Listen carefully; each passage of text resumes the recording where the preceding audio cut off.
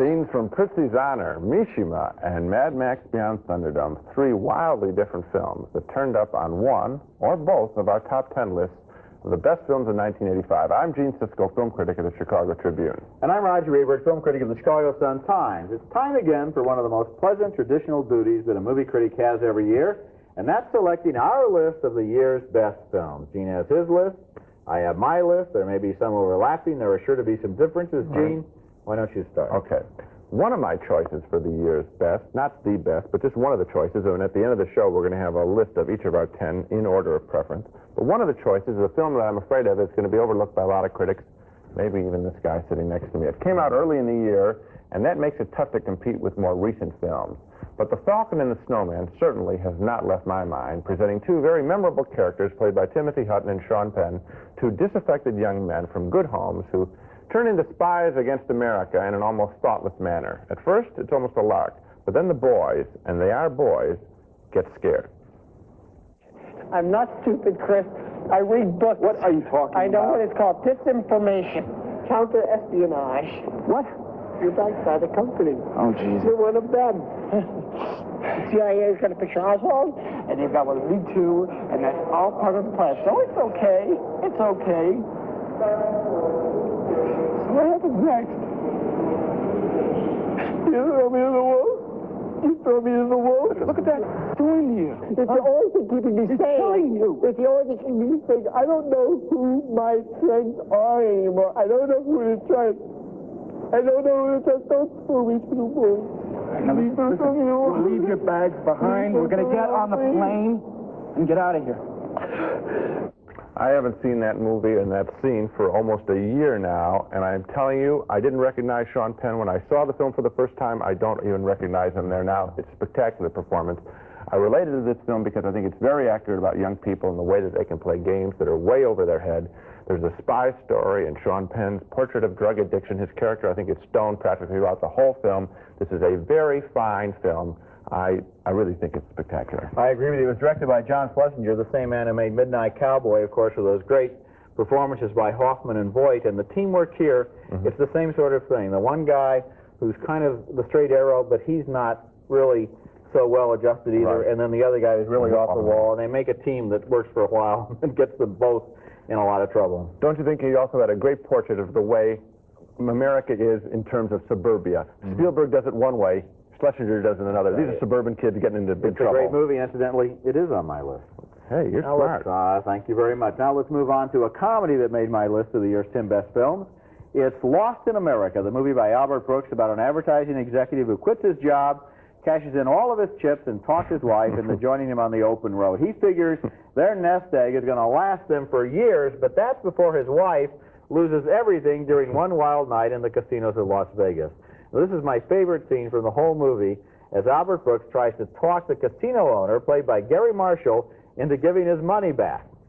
You keep all the money. It's just that my wife and I aren't gamblers. That's what I'm saying. That's the distinction. My wife and I represent the few people, and I'll tell you something, there's probably nobody else that's ever going to come and have this happen. So really, probably we're the only two. We represent the people who have taken the chance, and we made a mistake, and then the Desert Inn corrects it and gives it back. There is a warm feeling here. But you don't think everybody then will want their money back? No. In the campaign, you make a clear distinction between the bold, who would be my wife and I, and then all the other schmucks who come here to see Wayne Newton. I like Wayne Newton. I said Wayne Newton. What were you talking about? I heard you say schmuck, see Wayne Newton. I like him. That makes me a schmuck? Oh, no. No. And then he gets into the Miracle on 34th Street, and he's going to be like that, and Gary Marshall says, but we're not Santa Claus. We're in the business of making money here. Lost in America was a smart, perceptive, very funny movie that was aimed directly at the yuppie mentality, at that elusive dream of complete security inside your own financial moat where the rest of the world can't get you, and in one flash, he's totally wiped out. I got to confess, This did not make my 10 list. But if my list had been 12 long, it was number 12. I had 12 competing for 10. It's very, very funny in all the ways you mentioned it. I remember when we reviewed it, I even laughed at the Winnebago that they picked with a dumb W, and there's nothing dumb about a W. Goes upside down. It's just, I mean, it is a very funny film. I just thought that there were actually 11 better this year. It's very good. Well, it is a funny film. You're right. Coming up next at the movies, another yuppie gets taken for a scary and funny ride in downtown New York. They're all trying to kill me. I mean, I just wanted to leave. You know, my apartment, maybe meet a nice girl. And now I've got to die for it, you know? The movie on my list of the year's best films is a hard-edged, scary comedy by Martin Scorsese named After Hours. The movie told the story of a young man in Manhattan who goes down to the Soho district for a date with a young woman that he's just met. And before the night is over, he gets trapped in an urban nightmare in which every possible thing goes wrong. The star of the movie is Griffin Dunn, and here he is trying to explain his incredible night. I met this girl tonight, okay, in a coffee shop. She gave me her phone number. So when I got home, I gave her a call. She said to come on over. On the cab on the way down here, all my money flew out the window. Then I got to know this girl, and I didn't really get along with her that well. It didn't really work out, so I left. I tried to take a subway tonight, but the fare went up. Did you know that the fare went up? Yes. You knew that? I didn't know that. I didn't know anything about that. So I haven't got enough money to get home until I meet this bartender, a really nice guy who wanted to lend me the money. I mean, he really wanted to give me the money, but, I mean, they'd actually purchased this piece of work here, you know? I didn't know that. I didn't know anything about that. Now, she's also for me, and for this, I don't blame her at all, for the way I treated her friend, and it was inexcusable, so I marched right in there to apologize, but she'd already killed herself. I was too late. Nobody knows big American cities like Martin Scorsese, whose credits include Taxi Driver, Mean Streets, and Raging Bull. And few people know more about manipulating an audience. After Hours was basically a comedy, and yet the things that went wrong for that guy went so desperately wrong with such an insane built-in logic that I felt a great deal of tension even while I was laughing. The movie is a textbook in how to make an audience feel exactly the way that you want it to feel. And he did it for me about 90% of the way. And at the end, when a couple of light comedy characters came in, Cheech and Chong, Terry Garr, and Catherine O'Hara, at the end, I thought the movie lost its hard New York edge. And that's my only criticism of the film. Up until that point, I thought it was exactly what you called it. Oh, but was it on your list of the 10 best? Didn't quite make it. Didn't quite make it. For that reason. Must have an extremely I have a distinguished list this year. It is a good list this year, even though the year wasn't. Number 2 on my list. Wow. My next 10 best film is by America's oldest active film director, John Huston, 79 years old, who began his career more than 40 years ago with a little film you may have heard of called The Maltese Falcon. Rings a bell. Not bad for your first time out. And now in 1985, he creates Prizzi's Honor, a very funny and dark comedy on love and marriage and murder and mobsters. Jack Nicholson and Kathleen Turner play hired killers, Nicholson working for a mob family, Turner working as a freelance. They fall in love, get married, and in this scene, she offers to solve one of the family's problems, but her way. Look, Charlie, the woman comes out of Sal's apartment holding a baby. After Filargi's bodyguard gets him out of his apartment, she smiles at them. She goes goo-goo gaga to the baby. Then she tosses the little darling at the bodyguard, who naturally tries to catch it. Now, while he's doing that, she gets her piece out and covers him. Then you come out of the other apartment, you take Filargi down to the garage. Then she takes the bodyguard back into Filargi's apartment, does a job on him there. Hey, that's good. For Christ's sake. Where we gonna get a baby? Where we gonna find a broad would do something like this? Where? Here. Me. We got a fake baby. Hey, good thinking, Irene. You guys work it out. I got a terrific dinner almost ready. Just be a couple minutes. Pop, what's the matter with you? I didn't get married so my wife could go on working. A classic line. And I love the reaction shots of the two guys. The dad is there thinking, yeah, great. What a daughter-in-law. And Nicholson is thinking, he can't believe it, that this is the woman he married and should be just another woman in the closet. That scene plays like a little movie of its own, a little 90-second movie. And there are probably, I don't know how long the running time of this film, maybe 20 or 30 scenes like that. It's spectacular. If you think about it, what you have in this film, based on a Richard Condon novel, is a portrait of a modern two-career couple who fight a lot and love a little. She sleeps with a gun in her bed. He has a knife. Very funny, very true when they're all both out working. two great starring performances by Turner and Nicholson, and a superb supporting performance we didn't see by Angelica Houston as his former jealous lover. This is a wonderful film. A wonderful film. It's on my list, too. And not only for Nicholson, who has given in his career one treasure after another, one performance after another, but Kathleen Turner has really come along in 5 or 6 films over the last few years to develop into really a formidable, major actress with the ability to go comedy, and yet she's not flighty, she's not silly. It's comedy with an edge. And I'll tell you another thing she hasn't done. She hasn't played one of these noble women that so many of our better actors seem to be trapped into. She's willing to play someone who is laughable and tough, attractive and unattractive, and it's a terrific performance. And again, I want to just repeat, Angelica Houston, which we didn't show, only one scene from the film. Okay. She's great, too. Okay, so lots of good stuff in that one. Yeah. Coming up next at the movies, a movie that's in love with the movies. Has he done anything wrong? Wrong like what? Has he stolen anything or attacked any females? You?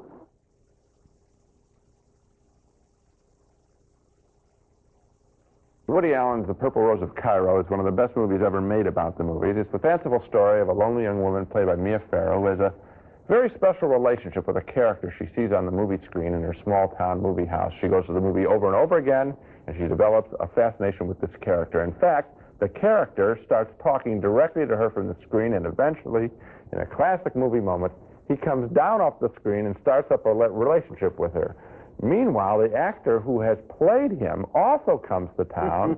Mia Farrow sees these two characters now. She's totally confused as to which is which. I'm not Tom. I'm Gil Shepard. I play Tom. What? How do you know Tom? You did... Oh, my God, I don't believe it. You do... I've seen lots of movies. Where's Tom? Oh, Broadway Bastards, right? Right? Yeah. Well, you know. Honeymoon in Haiti? Done Honeymoon about in Haiti. 6. You were green. Thank you. Thank you very much. Try to do one a year, you know, just to keep... Where's Tom? Why? Well, he's my character. I created him. Didn't the man who wrote the movie do that? Yes, technically. But I made him live. I fleshed him out. You did a wonderful job. He's adorable. Thank you very much. I love that dig. I created him. Screw the writer. They always do. The writer always gets it in the neck. Anyway, 3 different stories develop in this film. One involving the rest of the characters in that movie up on the screen who can't go on. That, I think, is hysterical. Second, involving a love affair between Mia Farrow and the fictional character. And third, the love affair between Mia Farrow and the guy we saw there, the actor who plays him. So you got 3 stories going on that are just great. It's a movie that speaks to, I think, people who have had movies speak to them. I loved it. It dropped just off the bottom of my list. It would have been number 11 on my list of great films. And from Woody Allen, a consistently interesting and challenging director who makes one good film after another. Now it's time for my choice for the year's best film. And my choice is The Color Purple, Steven Spielberg's heartbreaking, deeply emotional story about a woman growing up with all the cards stacked against her and still keeping her courage and keeping her faith until she finally prevails. The movie stars Whoopi Goldberg in a great performance as the young woman named Celie, who was raised by a cruel father, then married to a cruel husband that she calls only Mr. Here's a scene set in her household as her husband brings home his mistress.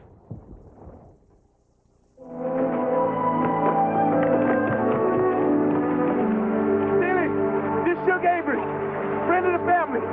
Picked up a spare room. I can't move. I need to see her eyes. I feel like once I see her eyes, then my feet can let go of the spot they're stuck in.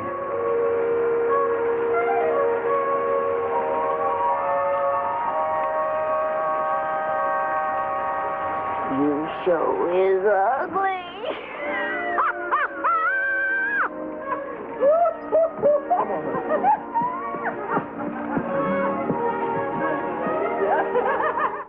And there she is standing all alone there. That's the kind of burden she has to carry all through life, the fact that nobody has any respect for her until the end. The Color Purple is filled with good performances, and they bring alive that rural black community in the early decades of this century, a community where there's a lot of pain and cruelty and a lot of courage, too. The movie leads up to a joyous but shattering climax that's one of the greatest emotional experiences in a long time at the movie. So that's my year's best. Well, I think it's a very fine film and it was high up on my list. What I give a lot of credit to Spielberg for. He was dealing with a very important novel by Alice Walker, which is a black feminist novel, angry at a lot of treatment that black men have treated black women, and the movie doesn't soften it that much. And I think that was brave. Otherwise, it would have been just a sweet little film about somebody triumphing. So the movie's rough and also sweet. It works at both ends of the emotional scale. You're right. It's a real good movie. Next at the movies, Gene's choice for the year's best film. For the #1 film of 1985 is the greatest use of film I've ever seen in the sense of the good that it does. The film is called Shoah, S-H-O-A-H. It's the Hebrew word for annihilation, the Holocaust, and it is a stunning 9.5-hour documentary on the way in which 6 million Jews were gassed and burned by the Nazis. Director Claude Lanzmann has gone back to the people who ran the death camps, back to the few survivors of those camps, back to the towns in Poland where the dead were stashed by the Germans, and interviewed every kind of participant imaginable, building a very accurate portrait of how mass murder was committed and tolerated. One of the most amazing shots in the film is when one of only 2 survivors of the Chelmno death camp in Poland is brought back from Israel to Chelmno and stands in front of the church where the Jews were held prisoner until they were placed in gas wagons. And the people around him now ignore him as the film's director asks questions about what happened in that town more than 40 years ago. Il est arrivé jusqu'à la porte de l'église. J'entends pas, moi, ça. Eux tous savaient que c'était des camions de mort, que c'était des camions où on gazait les gens. Czy państwo wtedy państwo wiedzieli, że to były ciężarówki, które gazem truto, czy nie? Wtedy? Nie, myśmy nie wiedzieli. Oui, on peut pas ne pas le savoir. Na nago. Est-ce qu'on entendait des cris la nuit? Czy w nocy słychać było krzyki jakimś dochodzące z kościoła? Pewno, że tak. Il y avait bien faim, i tak, Ils avaient faim. Gémissait, ils avaient faim. To było zamknięte, wszystko głodne było. Tout était enfermé, ils avaient très faim. Est-ce qu'ils avaient à manger? Tutaj dostarczano im coś do jedzenia, czy nie? Nawet to nikt nie widział. Nie wolno było się obejrzeć tutaj. Même on ne peut pas regarder ce que c'est. Même on ne peut pas parler en juif. Nawet zajrzeć nie było wolno tutaj na to. Jak szedł trząsą, to jak spojrzał tutaj. Now, they couldn't talk to the Jew, and they ignored him there in that scene. The Jew was invisible to them there, and so were his brethren years ago. What a lesson that scene and this entire film contains. If you cannot acknowledge the existence, the legitimacy of another human being standing next to you, if they don't count as much as you, then surely you are killing them and guilty of murder, whether you put them in an oven or say nothing while someone else does. Shoah is a great film, horrifyingly great. I'll never forget seeing it. And there I agree with you, Gene. It is a great film. And I'll tell you how I handled it on my list, because obviously it belongs at the top of the list. But I thought a 9.5-hour documentary of this nature, with this subject matter, looks strange on a list with movies like Lost in America or Mad Max, movies like that. So I'm putting it in a separate category, kind of a very special mention, you know, beyond this year's films and kind of a film that belongs to the ages. So I agree with you about its greatness. Well, the only problem I have with you, Roger, on your analysis is that a month ago, sitting in the same chair, you said and argued for this film to be named Best Picture of the Year by the Motion Picture Academy. Now, which is it? Do you want them to name it Best Picture of the Year, or don't you? Yes, I would like to have them name it Best Picture of the Year, and that's why I'm putting it above the ordinary commercial films on my list. Well, okay. Now, Gene and I are going to review our individual choices for the year's best films, going through our entire list, bottom to top. And my 10th place film is Blood Simple, one of the year's most ingenious and blood-curdling thrillers. In 9th place, Streetwise, the heartbreaking documentary about young kids growing up on the streets of Seattle. Number 8, Lost in America, Albert Brooks' comedy about the American dream of success. 7th place, Mad Max Beyond Thunderdome, a great-looking, high-style thriller, the best of the Road Warrior movies. Number 6, Witness, with Harrison Ford as a cop who lives among the Amish community. Number 5, Ran, Akira Kurosawa's movie about the King Lear legend. Number 4, Prizzi's Honor, the John Huston film with those great Jack Nicholson and Kathleen Turner performances. Number 3, The Falcon and the Snowman, with 2 more great performances by Timothy Hutton and Sean Penn. And in 2nd place, Martin Scorsese's hard-edged comedy of big city life, After Hours. And of course, my choice for the top film on the list, Steven Spielberg's wonderful heartfelt drama, The Color Purple. And now I'll give you my list from bottom to top. Number 10, The Purple Rose of Cairo, Woody Allen's tribute to the movie.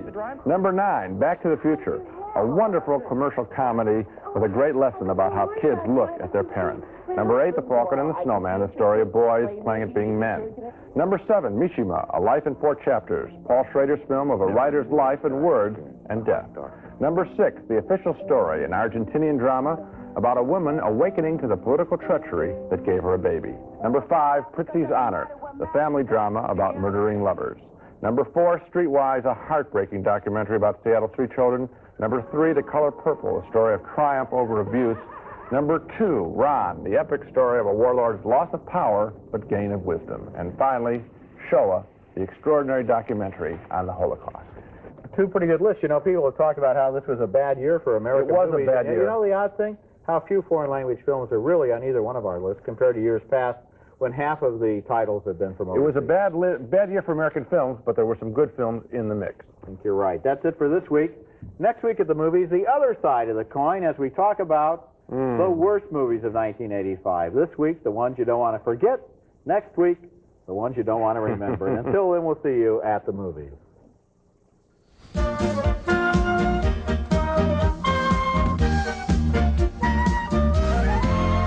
Pan American, whether it's business or pleasure or a little bit of both, across the country and around the world, Pan Am, you can't beat the experience. Raisinets, plump, juicy raisins covered with delicious milk chocolate. Enjoy America's favorite movie time candy at home or at the movies. Goobers and Snowcaps, too.